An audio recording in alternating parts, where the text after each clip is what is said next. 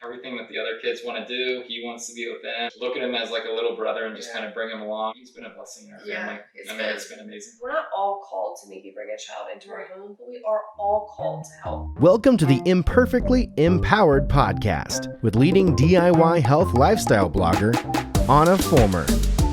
Empowering you to transform your life, one imperfect day at a time. Hello and welcome back to another episode of the Imperfectly Empowered podcast. I'm your host, Anna Fulmer. Today is a very, very special episode. Approximately a year ago at this time, I hosted an adoption gala here in Lancaster County, Pennsylvania. It was a black tie affair. And yes, it was a fundraiser for our own family's adoption of a little boy from the Pacific island of Samoa. But more importantly, the goal of the evening was to give local families a platform to share their adoption stories and to ultimately celebrate forever families. The name of the gala was called Bring Them Home, an adoption gala to celebrate forever families.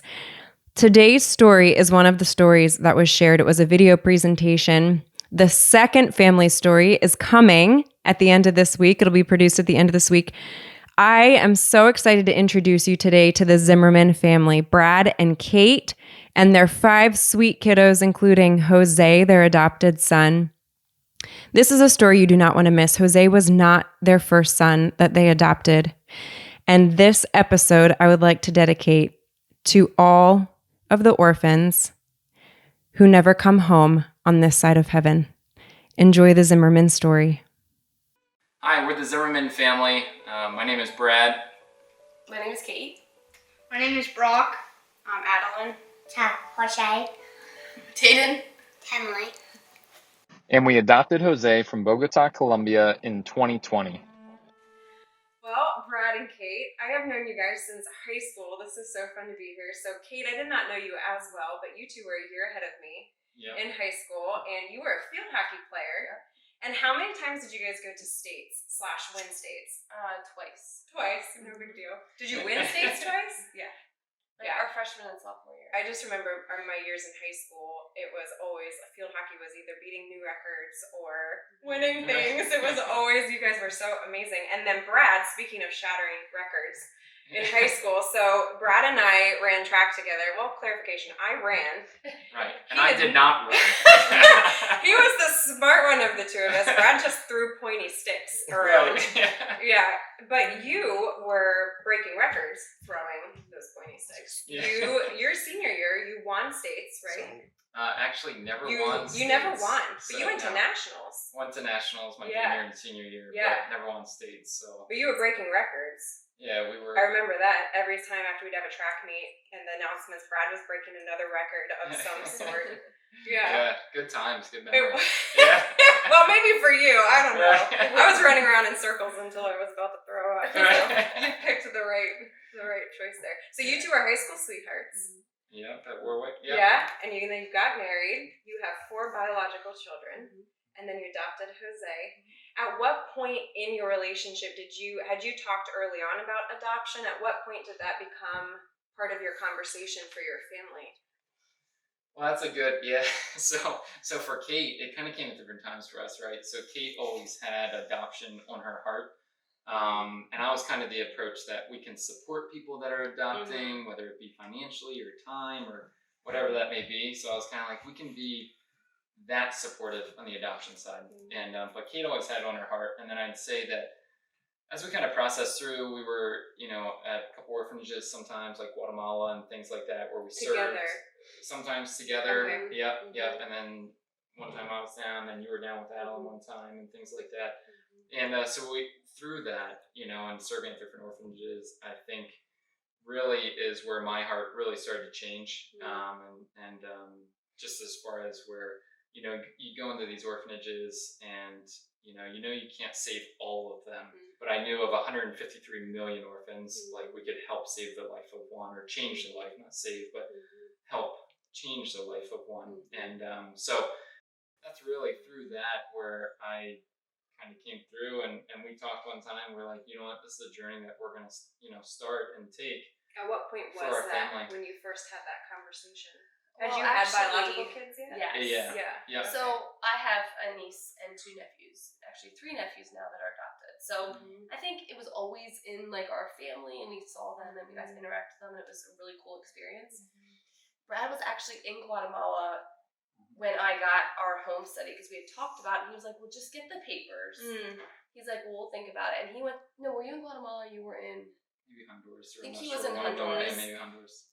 And I was at home, and he called me, and he was like, we're supposed to do this. And it was just like, all right, here we go. Like, we're going to start this journey. Like, I don't know what it's going to look like, but we're going to start it. So I got the paperwork, and we started, like, working on filling it all out. Was there something in particular that you remember that made you think, like, this is, we're supposed to do this? I can't remember the Like, exact what was it about moment, that phone like, call the, that you were the like, exact moment, when you're in, and I don't know, like, if anyone's been in, and I know a lot of you probably have, but, like, just in a third world country like that, and when you're serving like that, and you are there, and you just see the happiness of all these children and people that really have nothing, and you look at that, and you just go, wow, like, and I just kind of got to the point, like, what am I thinking? Like, why would I not say yes? I knew it was on her heart, right? So I knew, like, the immediate time that I would be like, yes, let's start this process. Yes, I feel like we're called to be able to go in this direction.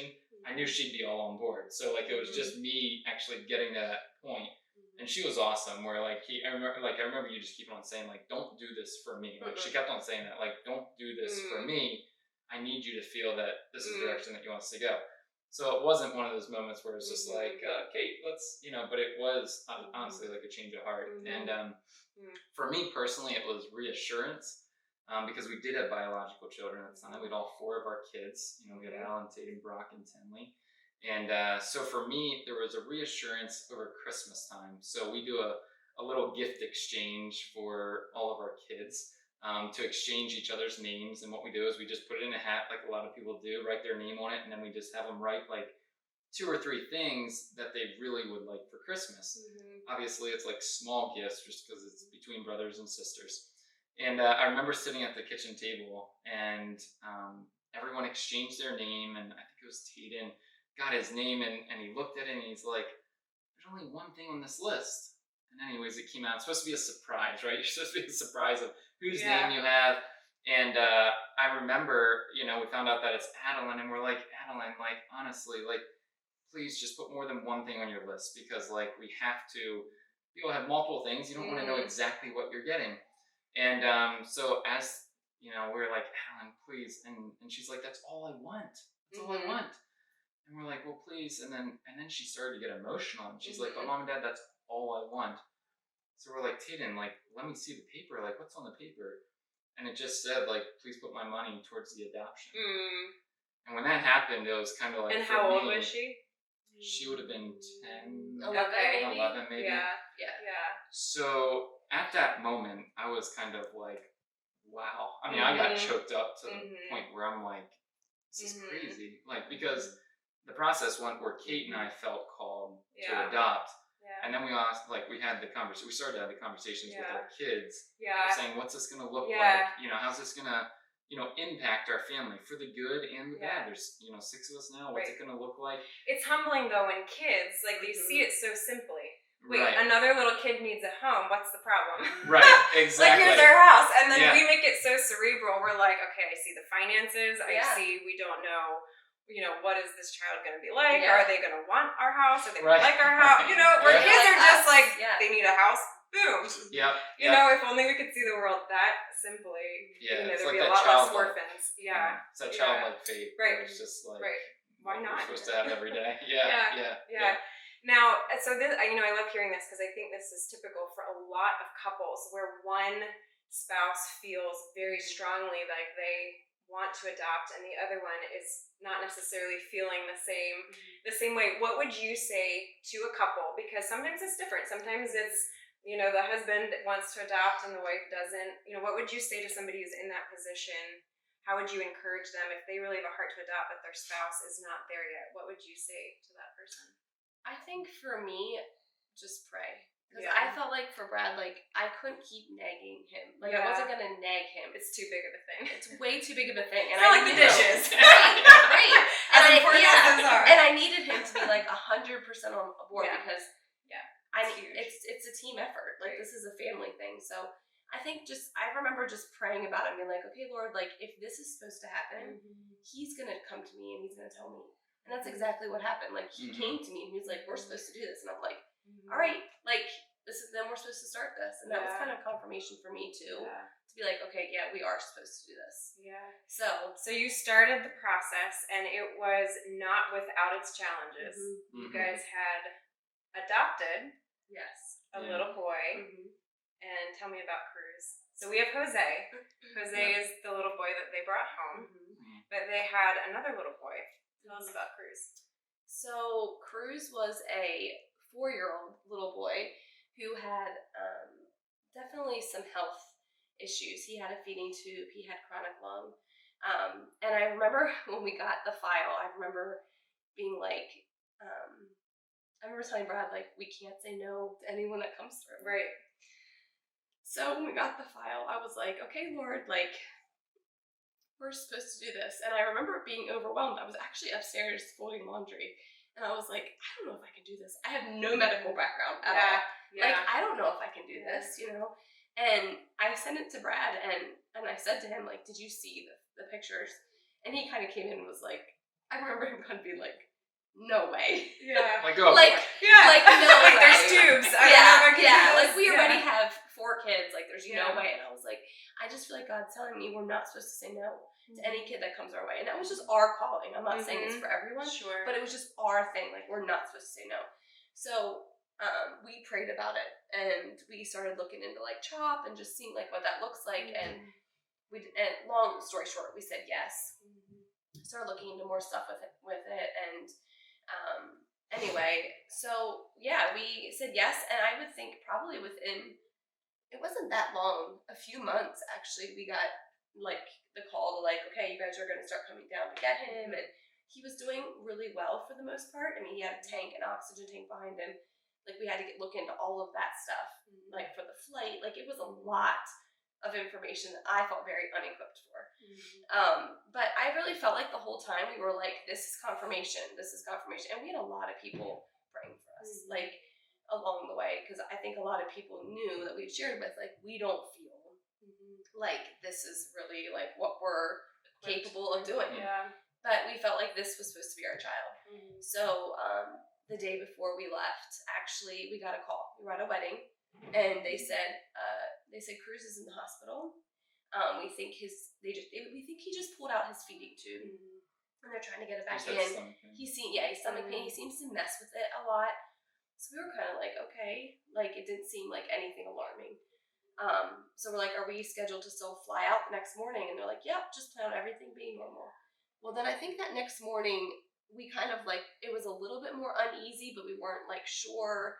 And of course, all of our kids were coming to Colombia. So it was like a big thing, you know? You really needed to know. Yeah. So I just remember we were in the airport at Texas during our, like, second trip, or our second flight. And we got a text, and they just said, it's not good, and Cruz actually has pancreatitis, and we had to have surgery. And I just remember sitting there, and I just like bawled, like, I just cried and cried. And I was just like, of course, the thing that was going through my head was, okay, why God? Like, why now? You wait this long, you go through this process. Yeah. You're sitting in the airport, you're ready to go get him, and you're basically being told, like, this isn't good. Yeah. And I was like, why now? Like, why during all of this? Like, why when all of our kids are coming down? What does this look like? Anyway, so, and I was crying, and then of course, Tayden, our oldest son, he was looking at me, and he was very emotional. So, you know, it was a really hard time, but we still didn't have a lot of answers. We didn't really know how bad it really was. So did you come back to Lancaster? No. We actually flew down. Okay. So we got there, and we got into our hotel that night. Late at night, we woke up the next morning, and our agent, Soraya, she was amazing. She walked in, and she started crying, and she just was like, it's not good. And she's like, his chances are really, really slim. I think that was when it really hit us. Like, wow. So now we're This is really sitting in the serious. middle of Bogota. Yeah. So you're in Bogota, Colombia. Yeah. And I think that's what's crazy about like Kate was talking about the process, like as far as even in the beginning of like, I mean, I think about like how your heart was set for adoption and kind of was like, yeah, let's go.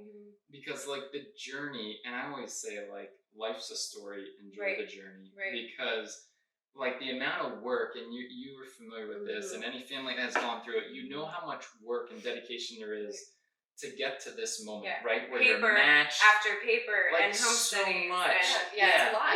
Like just crazy You're all amount of in. paperwork. Yeah, you're all in. So like yeah. we're already there with all of that. And Yeah. Kate, I mean, a lot of that landed on her shoulders. So like, I mean, did not land on my shoulders, but like a lot of on hers, and like just a ton of paperwork. So you get to that moment of being matched. And just to travel through that process. And then I remember us flying down. So yeah, we ended up in Bogota, Colombia. And then we got our family there, and we're meeting with our agent down there, Soraya. And not what we pictured, right? Like it wasn't what we anticipated. There was so much preparation. And we get down there, and Cruz is in a hospital in an area where it is not safe. It is not a good hospital. And we basically had to take turns and trips visiting Cruz in the hospital. So the first time you get to see your son, he's basically in a hospital. He's in the ICU. So yeah, we actually went that day that first day. Brad and I got to go in, and they wouldn't let us in. So we weren't signed. Like he wasn't officially ours yet at that point. You know, where we didn't sign the paperwork. And once we signed, everything's our responsibility. And they weren't even. They were like, that's not even an option at this point. Like, we're not even going to do that. Because we were thinking, I mean, we had processed, like, let's sign and let's just, like, get him out of here. Yeah. You know, we can do that. But we couldn't get him out. He wasn't stable enough to be able to fly. So that wasn't even smart. So at that point, it was like, we just have to trust that this is the best place for him right now. And, like, he is going to be okay. Yeah. Then we went back. We did go for a few days then. And finally, they got us in. And you went first. And got to see him. Yeah, through like numerous meetings and things like that with the adoption agency, because there's obviously laws that you're dealing with the whole time. Right. So to make sure that we're doing things correctly and in the order, it's just a different country. And what was so crazy was like everyone at the orphanage was sharing with us how like Cruz was like running around the orphanage on Friday saying like, my family's coming, my mom and dad are coming, my mom and dad are coming. And we were coming on Sunday. Yeah. And on Saturday, he ended up in the hospital. So, like, it was like night and day difference of the videos that we're capturing. Yeah, I recognize you, right? So when I went in to visit Cruz for the first time, he was out pretty well, and so I just stood by his side. I talked to him. You know, I prayed for him, and I just let him know that we came here for him. And it's crazy, but. So I spent time with them and spent time with the doctors and the nurses, and we just kind of tried to come up with a game plan. And as much as you can plan at that point when you have your family of 6 in a third world country, and you're trying to just give me one of these a while. Communicate with, you know, the child that you long for, because the crazy thing as well is like we've been journeying for like 7 months or 6 months, whatever it was, prior to that. Well, in years, right? I mean years. You know, where you're thinking about your child and not how you envision it. Right, and specifically with Cruz, like with technology now, obviously, like we were FaceTiming him, we were sending videos back and forth. So like our relationship with Cruz has grown into a relationship of this is our son, and I'm his dad. Yeah. And Kate is his mom. Forget papers. Right. Exactly. we Who are needs to there. sign papers? Yeah. It's that serious. So we were committed, but Cruz knew that we loved him. Yeah. He knew that we came down for him. He knew that we were by his side. Yeah. And how many days did he have? So we were there. I mean, we stayed there. Unfortunately, Cruz passed away like 3 weeks later. Then is when Cruz ended up passing away. And but while we were there, I went back home, and then Kate was able to go visit with him. And when Kate went not home, not here home. Sorry. I never got him home to Pennsylvania. But I got to the place that we were staying down there, the Airbnb. And then another day had passed, and Kate had the opportunity to go and visit with him as well. And the hospital exploration there is totally different than here. You like walk in, you kind of check into a book, but then they thought Cruz was on floor 3, and then they thought he was on floor 2, and then they send you up to floor 5. I'm like, where in the world's Cruz? And then we finally get him. Finally, a doctor that knows where they are. So just totally different medical situation. So much out of your control. So much out. Yeah. And I am not good at Spanish. I mean, I like stumble through the best that I can, but I am not fluent by any means. Yeah. But then you had the opportunity to go with him, and he did. So I saw him, and she said to me, "You're gonna have to keep it together." Which I'm like, okay, this is gonna be difficult. Yeah, thanks. Right. Yeah, no problem. Right. No problem. And I can't even keep it together. I know. Right. Well, Brad, he warned me. He's like, he's all tuned up. Like, I'm just warning you. Like, he's really, And I was like, okay, Anyway, so then when we walked in, they were like, "Are you gonna be okay?" I'm like, "Well, I'm gonna try," because I knew the next day I think we were leaving, so I knew like this was my chance if I was gonna see him. Like for now, I was hoping we were gonna come back and get him, but for then, so I walked in and actually, it was really interesting. He actually had his eyes open, even though he had a tube down his throat, which I don't understand that part about it. And he looked at me and he started almost crying. And the lady came over and was like, "Shh, like calm down, calm down." And then he kind of like his eyes kind of rolled back, and you could tell he wasn't fully there. But I told Brad, I was like, I think he knew, like I was there, like he saw me and he recognized it was me, right? So I just stood there too, and we did the same thing. I prayed for him and told him that we loved him and all that stuff, and it was really, really hard. Like.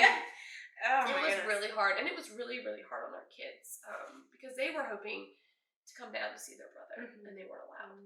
And then we'd come back, and we did a lot of crying that week. And Teden and Adeline and Brock, everybody was in tears, like randomly throughout the whole week, and I think it was just really difficult. So our whole trip changed, right? So we planned things that we didn't anticipate. And we actually spent some time as a family because we couldn't be with Cruz, the whole time. So we did some different things with the family. We did end up coming home then here, and then unfortunately, there was a process that they told us to come home for a little bit because Cruz was actually improving. So he was. I remember that update. So things were looking good, but it was still going to take time until he got approval to actually fly home. So, and they said, "How about you get your whole family home?" And then our plan was that Kate was going to fly down in about a week or so, and then be with Cruz while he's in recovery. And then I was going to fly down, or someone was going to fly down, and then we'd all fly home together and bring Cruz home. Yeah. So we flew home. We decided to bring the family home, and he would go and he would improve, and then he'd have like a day or two setback, and then he would improve, and then he'd have a day or two setback, and this went on for a couple of weeks. Yeah. And unfortunately, we didn't know what to do here at home, so there was moments where we were going to fly down, and then they're like, "No, not ready yet." And anyways, we got a call that next morning in July, and unfortunately we found out that Cruz passed away. They're being like, "Oh." Right. Stab in my heart for you. It just, the whole process is, you're just like, "Lord, here I am, here's my heart." Yeah. No, but I mean, it's hard. Yeah. It's hard. It's not easy. No. It doesn't mean it's wrong. Right. It's just not easy. And we were so thankful that we could actually see him and talk with him, and knew that we were pursuing him. We loved him. We were coming down for him, to bring him home. So then we started the process over, and then you can talk about the grieving process as well, but we started the adoption process over again fairly quickly. There's obviously a lot involved, as you know. So for people that don't understand, I mean, and this is an unusual situation. I mean, really, in the grand scheme of adoption, never happened this is very rare to happen, but it still speaks to the fact that, just because something is very hard doesn't mean that it's wrong, and there's a beauty that comes out of it, and you still made all the difference in his life. Right. We actually did get 2 files before we got Jose, and I was not ready at all. I was just like, this is not the right timing. I told him I was anxious to even open up the file. Yeah. I was just like, it was just opening up old Heartache, wounds and hurt. Yeah. And For people who don't understand, so you get matched, you literally get a file of your child, and then so where did you start over? You, practically speaking, you had invested money and you had to start at a certain place over again. Right. At what point in the process do you have to start over? Or did you have to start over? reevaluate the home study, right? Our agency did really good. Like they did amazing. You were They still in did the great. program. Yes. Basically, you're like back on the list. Yeah, we had to Basically- update some things. But. Right. Yeah, we had to update a few things, but really not that much. Like we had Yeah. our home study, I think, was pretty much like okay. Yeah. Which I think also, like, I know encouragement for me, like our kids were tenacious. Like they didn't want to give up either, right? Yeah, So like yeah. they were all on board, and we had family conversations about the process again. Like, what does that sound like? What does that feel like? Yeah. And everyone was in the heart of like, we want to pursue Right. another child. Right. And so Right. with We lost that one being brother, behind, but we're ready for the next one. we still Yeah. want a child. We still Yeah. want a younger sibling. Yeah. And since everyone was still there in the mindset, I think was what could help at least me and us kind of push through to say, hey, you know what?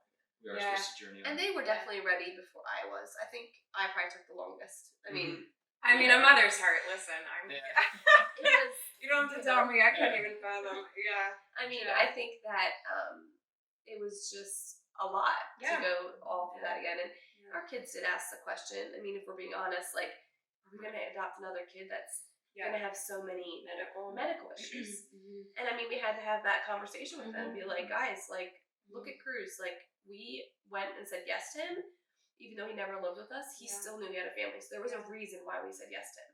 So I think at that point it was like a good conversation. Like, you know what? Like, we don't know what child we're gonna get matched with again. Right. We need to be open again to Right. anything.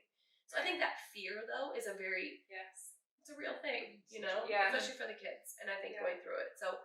Yeah. And even like when we got matched with Jose, like some of our kids did not. And want how to much come back. longer? So Cruz died In July. in July, and then when did you bring Jose home? March. Yes. So just describe to me the feelings of, your first meeting with sweet little Cruz. He's in a hospital bed. Fast forward months later, and now your gotcha day is with little Jose. Describe to me the emotions of that gotcha day. Yeah. And you see Jose for the first time. How does that? What's going on in your head? Right. I mean, and your heart. I mean, scared to death. Like, Yeah. if I'm being totally Yeah. honest. I remember the night before, I was like, what are we doing? Like, we're gonna go meet this kid that I have no idea if he's even gonna like me. Like, Right. it is. Like, I told Brad, I remember feeling like it's totally out of your control. Yeah. And, like, everybody hates that. Like, that's Yeah. not fun, you know? But as soon as he walked in, and he was super shy, which is so funny, and it was like, we just knew. You just know. Like, okay, like, this is gonna be okay. And I remember saying, like, is he even gonna want to come home with us? Like, you don't know. Right. You just have no idea. Right. How is he gonna respond? Yeah. And I remember, we have a picture, like, all we had to say is gelato, which is ice cream. I mean, Fits right in. Like, that's my favorite food. Yeah. Too, is ice cream. and they said they So actually. I need to said- learn how to say ice cream in Samoan. Yeah, you From go. every Right, person. yeah. That's all I need. Yeah. Okay. Where's my So pencil? I didn't realize that ice cream he loved, and they said to him in Spanish, like, "Do you want to go get ice cream with your mom and dad?" And he was like all excited. So like we basically went out, and he was like, What's his hanging favorite on to flavor? Chocolate. Chocolate. What's your favorite flavor? Vanilla.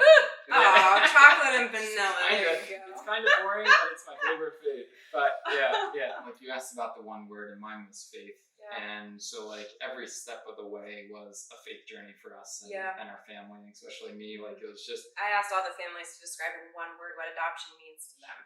So right. That's what Brad's talking about. And mine was faith. And this is the exact reason why, right? Because it's like each step of the way, like for me, if I didn't have faith, like it would have been challenging and I would have checked out. Yeah. You know? Yeah. And so the experience together was amazing. It was a moment in time. He came out and we had the book and the teddy bear and all that kind of stuff. Amazing moment in time of meeting him for the first time.